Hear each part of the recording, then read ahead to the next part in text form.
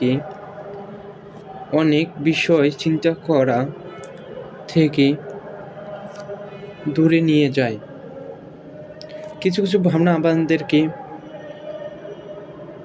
কখনো কখনো হতাশার দিকে ঠেলে দেয়।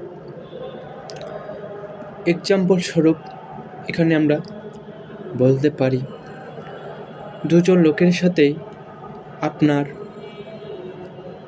দুটি কাজ করবেন, অর্থাৎ আপনার কাজ দুটি কিন্তু একসাথে গুরুত্ব দিতে পারবেন না। সো যে কোনো একজনকে আপনাকে বেশি বেশি গুরুত্ব দিতে হবে। আপনি যদি এখানে দুজনকেই গুরুত্ব দিতে চান সমানভাবে, তাহলে কিন্তু আপনার যে চিন্তা আছে, যে ভাবনা আছে, তা দুর্বল হয়ে যাবে। সুতরাং চিন্তার দুর্বলতা কাজের প্রত্যাশিত ফল প্রাপ্তির ক্ষেত্রে বিরাট প্রভাব বিস্তার করে, এর কোনো সন্দেহ নেই। এটি প্রকারান্তরে পরিকল্পনারই দুর্বলতা হয়ে থাকে। অর্থাৎ চিন্তা হলে উক্ত কাজের পরিকল্পনা তৈরি করা হয় এবং কাজের নেতিবাচক ফল প্রাপ্তির পর সফলতা মানেই সম্মুখে এগিয়ে যাওয়া, থেমে যাওয়া নয়। অর্থাৎ সফলতা মানেই সম্মুখে এগিয়ে যাওয়া, থেমে যাওয়া নয়। চিন্তার সাথে পরিকল্পনার সম্পর্ক নিবিড় না হলেও চিন্তার সুদীর্ঘ সূচিত কাজের ফলাফলকে নির্ধারণভাবে ক্ষতিগ্রস্ত করা, সেজন্য একের পর এক কাজের পরিকল্পনা না করে বর্তমান কাজের দ্রুত নিষ্পত্তি করাই হলো বাস্তবতার দাবি।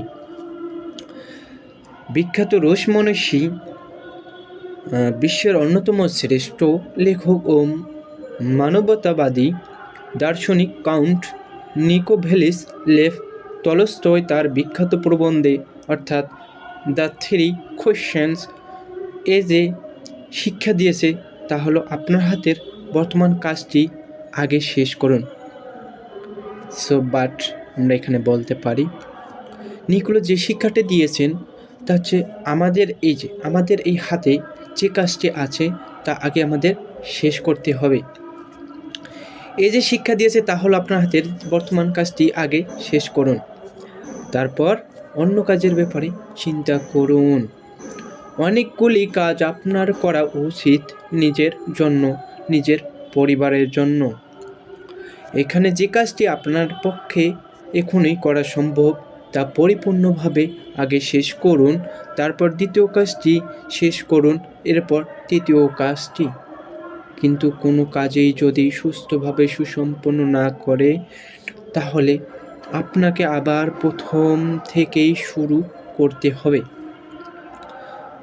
ততক্ষণে জীবনের অনেক মূল্যবান সময় আপনার জীবন থেকে হারিয়ে যাবে। সুতরাং যে কাজটি আপনি এখন শেষ করতে পারেন সেই কাজটি এখনই শেষ করুন। আগামীকাল করার মতো অনেক কাজ খুঁজে পাবেন এবং আপনার জন্য অপেক্ষা করতেছে।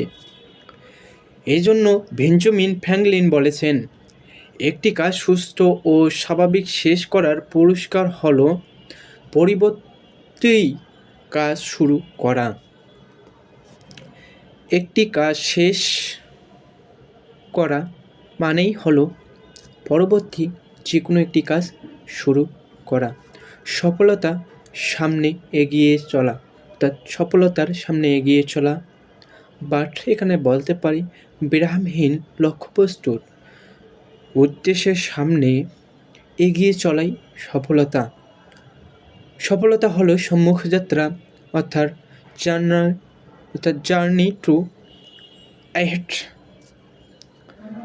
আত্ম উন্নয়নের মাধ্যমে কাঙ্ক্ষিত সফলতা নিশ্চিত হয়, সেজন্য আত্ম উন্নয়নের বিভিন্ন ধাপ অতিক্রম হয়।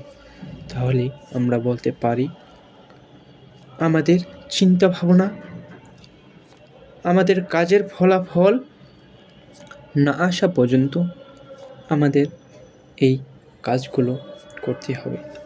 অর্থাৎ বর্তমান হাতেই যে কাজটি আমার জন্য করতে পারবো এবং করা উচিত, সেই কাজটি করে ফেলা, পরের দিনের জন্য নয়।